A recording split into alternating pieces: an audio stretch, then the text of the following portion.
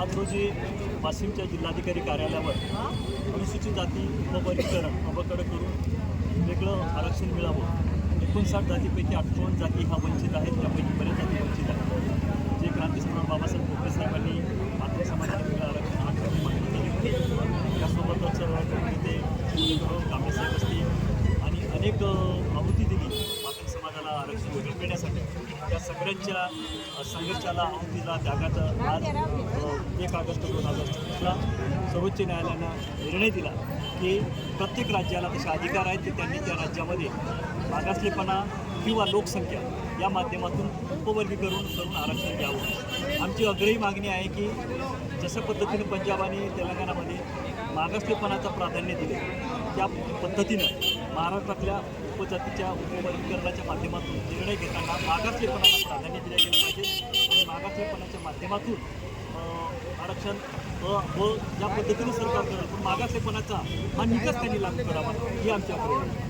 आणि याची जर दखल घेतली नाही तर महाराष्ट्राचा मातृ समाज रस्त्यावर यापेक्षाही आम्ही तीव्र रूप धारण केले। जय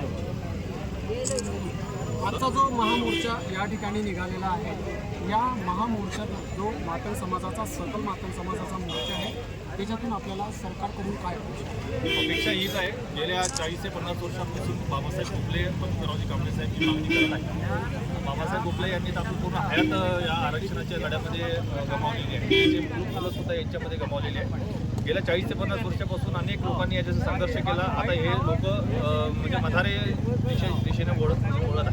तर या लोकांनी जो संघर्ष केला त्याचा संघर्ष समोरच्या मुलाबाळांना व्हावा या उद्देशाने 20 मे 2025 रोजी आझाद मैदान या ठिकाणी चंद्रशेखर बावनकुळे साहेब त्या ठिकाणी सर्व आमचे मातंग समाजाचे नेते होते, विष्णुभाऊ गजरे होते, आमचे सचिनभाऊ साठे असे सर्व समाजाचे नेते त्यांच्या समोर चंद्रशेखर बावनकुळे साहेबांनी आश्वासन दिलं होतं आरक्षणाचा मुद्दा आम्ही त्वरित मान्य करू, परंतु अद्यापही 1 वर्ष उलटलं तरी मान्य नाही केला। या मोर्चाच्या माध्यमातून आम्हाला त्या आश्वासनाचं त्यांना आठवण करून द्यायची आहे। आणि गेल्या 40 ते 50 वर्षापासून त्यासोबतच अनेक लोकांनी संघर्ष केला, अनेक लोक शहीद झाले, त्यांना समर्पित करून मातंग समाजाला अपगटानुसार आरक्षणाचा लाभ मिळावा आणि जे आश्वासन दिलं होते ते पूर्तता करावी अशी आमची या ठिकाणी आग्रहाची भूमिका।